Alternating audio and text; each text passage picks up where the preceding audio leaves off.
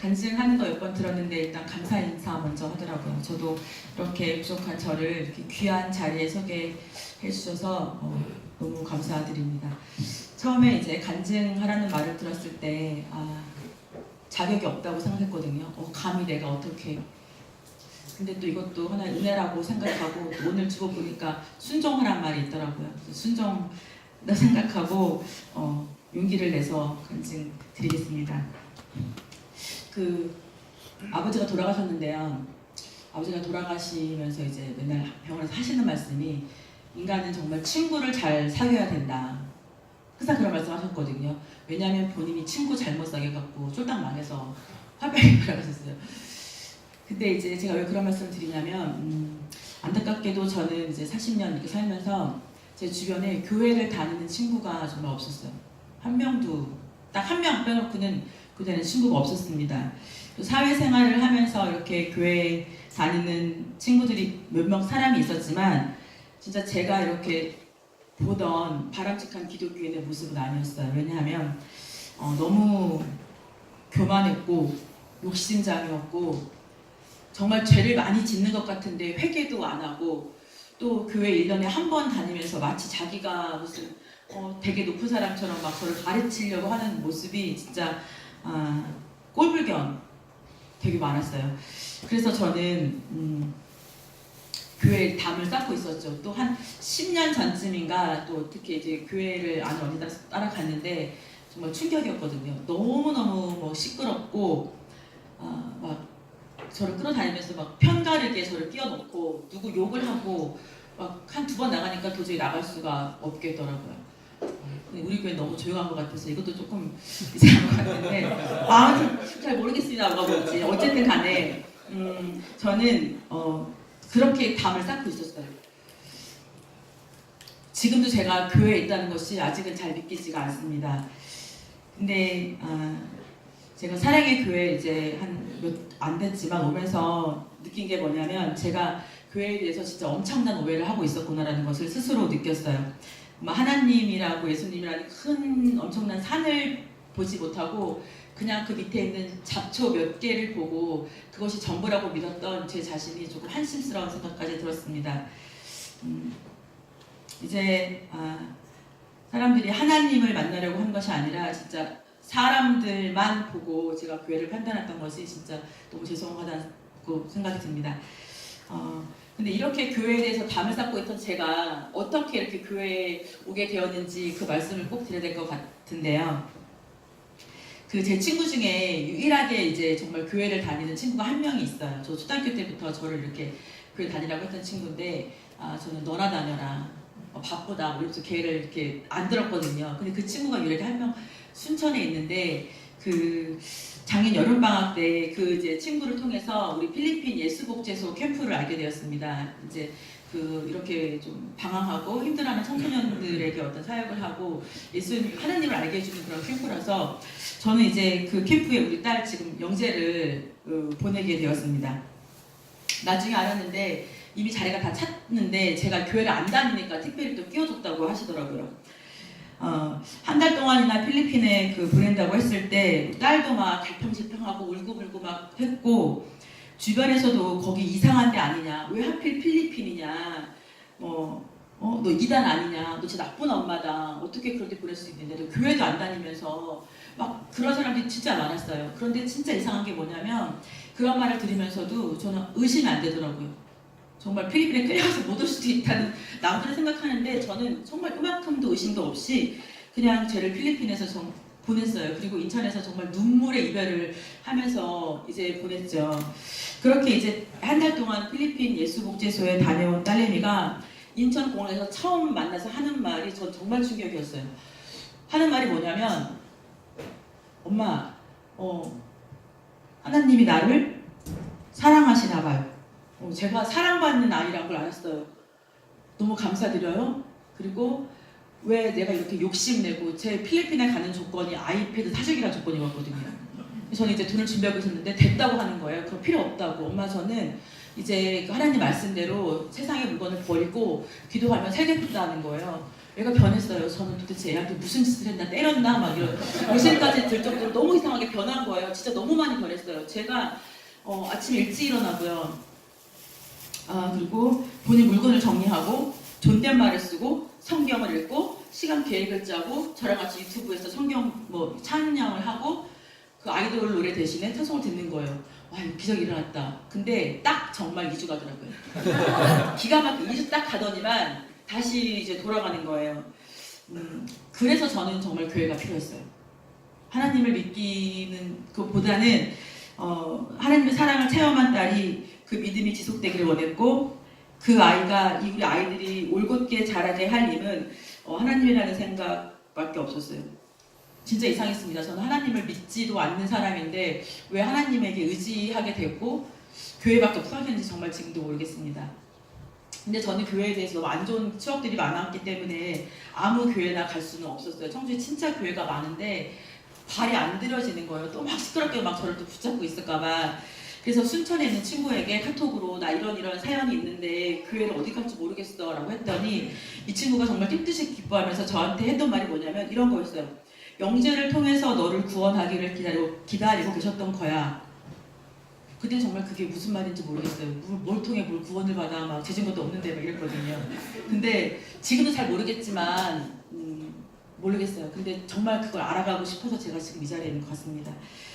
그 친구가 필리핀에서 사역 중인 마이클도 선교사님에게 저희 사연을 얘기했고 청주의 여러 교회를 알아보시던 중에 사랑의 교회를 알게 되었던 거예요.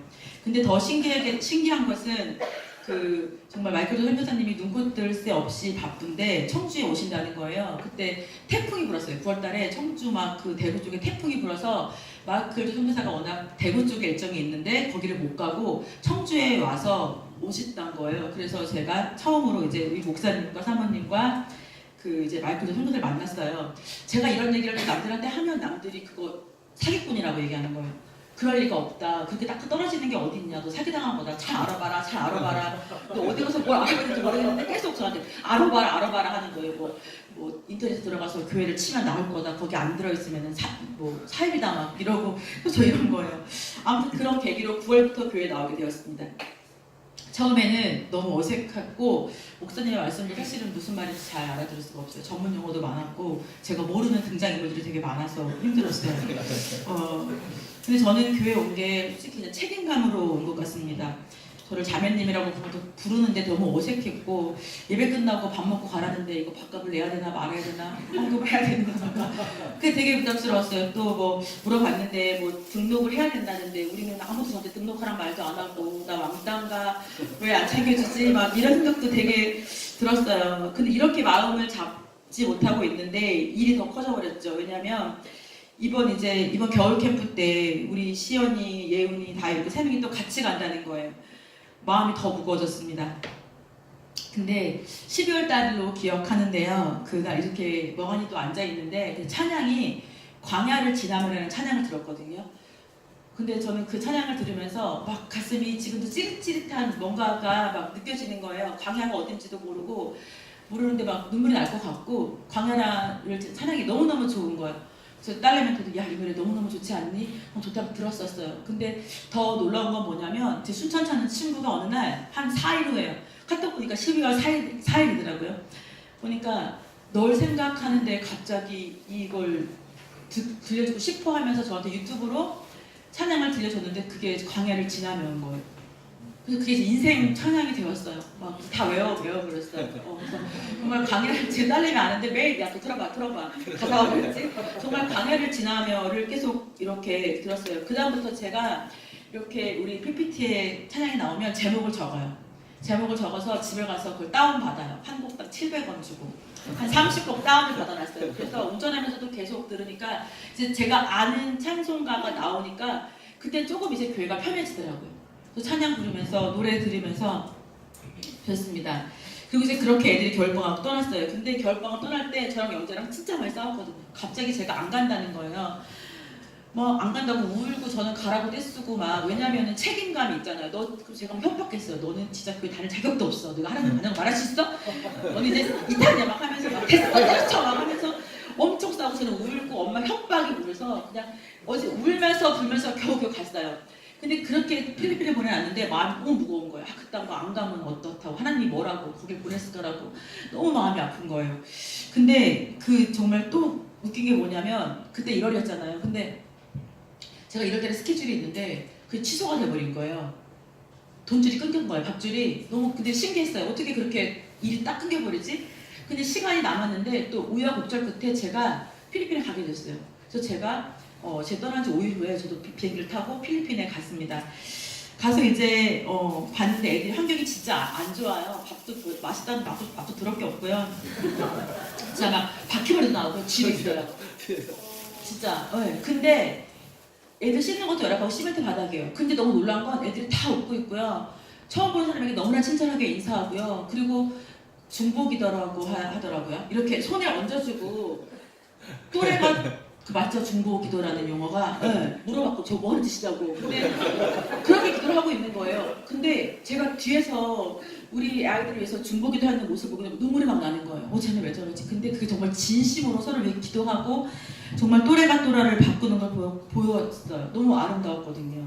근데 제일 빛났던 건 역시 우리 애들이었어요. 우리 뭐 예은이, 시연이, 영재, 다혜가 제일 이쁘고 막 다 내 새끼 같고 다 이렇게 껴안아주고 싶더라고요. 근데 이제 그때 그 필리핀에서 제가 설교를 한 번 들었는데 그게 뭐였냐면 룻 맞죠? 룻기를 들었어요. 근데 저는 등장인물 중에 한 명이었구나 하고 룻 여자라고 듣나요? 룻이라는 여자? 그 여자에 대해서 설교를 듣는데 그 이방인이었는데 하나님이 이렇게 옷깃으로 품어주셨다는 설교였거든요. 근데 저는 그 설교를 들으면서 마치 제 얘기를 하는 것 같은 거예요. 내가 진짜 이방인인데 나 교회 오면서 뻘쭘하게 앉아있고 아는 말도 없고 되게 어색하고 밥을 먹어야 될까 먹어야 될까 아직도 고민하고 있는 난데 그런 이방인도 하나님이 품어주셨다고 하는 거예요. 그래서 용기가 났어요. 나 이제 한국으로 돌아가면 나도 한번 부탁해 봐야 되겠다. 나도 품어달라고 부탁해 봐야 되겠다. 하나님의 품에 저도 들어가고 싶었어요. 그래서 한국에 돌아가면 기웃거리지 말고 한번 섬겨보자라고 결심을 하고 돌아왔습니다. 이제 며칠 전에 우리 아이들이 무사히 돌아왔잖아요. 이제 우리 예은이 아직도 기도하고 있고 이제 컴퓨터 살 때까지 기다리고 있더라고. 엄마랑 컴퓨터랑 이제 바쁘다 하더라고. 근데 시연이 아마 돌아오면 절대 예은이 아마 절대 안 할 거예요. 쟤도 그랬거든요. 아이패드 포기했거든요. 제가 돌아오는 순간. 그랬어요. 정말 하나님이 정말 만나고 싶었고요. 알고 싶어졌습니다. 그리고 주여라고 이렇게 외치는 그 소리에 저도 한번 소리를 내서 외치고 싶었어요. 그래서 이제 우리 계현미 자매님과 함께 구약 여행 공부를 시작했습니다. 제가 하나님을 만나려면 그분을 알아야 되잖아요.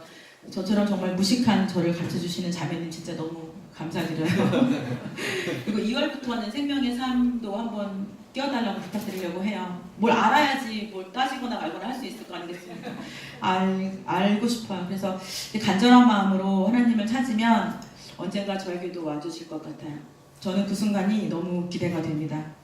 근데 되게 걱정인 건 뭐냐면 제가 간증 많이 들어보니까 하나님이 이렇게 오실 때 뭐 귓속말을 한다거나 이렇게 무시 보인다고 하더라고요.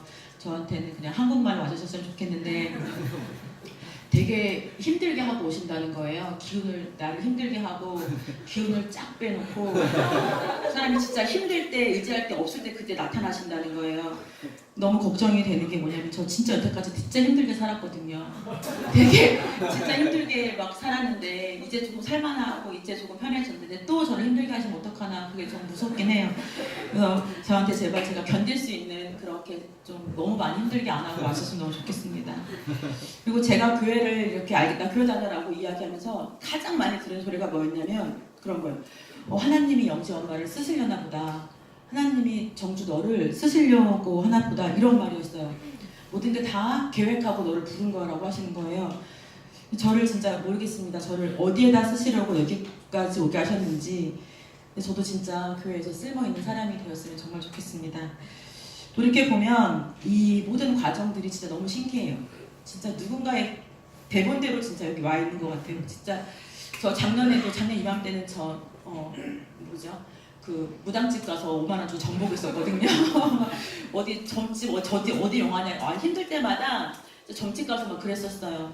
근데 제가 어느 날부터 하나님 계시지 아직 잘 모르겠지만 뭐 계실 거라고 믿는 거예요. 근데 친구가 그러더라고요. 네가 되게 많은 죄를 졌는데 하나님이 그 죄를 다 씻어주셨다는 거예요. 예수님이. 그래서 너는 믿기만 하면 된대요. 믿기만 하면 되는데 너 왜 안 믿어? 이 나쁜 년아서. 그래서 저는 이제 착한 사람이 되어서 네, 열심히 하겠습니다. 제가 지금 막 말을 막 했는데 이게 좀 이 용어가 우리에게 맞는 용어인지 정말 모르겠어요. 혹시라도 제가 쓰는 용어 중에서 불편한 용어가 있다면 아직 제가 무식해서 그러니까 이해해 주시고요. 오늘 간증은 이렇게 마치지만요. 제가 열심히 배우고 공부하고 기도하고 착하게 살면 저도 예수님을 만날 수 있을 것 같아요. 그때 제가 진짜 예수님을 만나고 나면 그때 진짜로 제가 마음속으로 나는 간증할 수 있는 기회가 또 왔으면 좋겠고요. 오늘 간증 여기서 마치겠습니다. 감사합니다.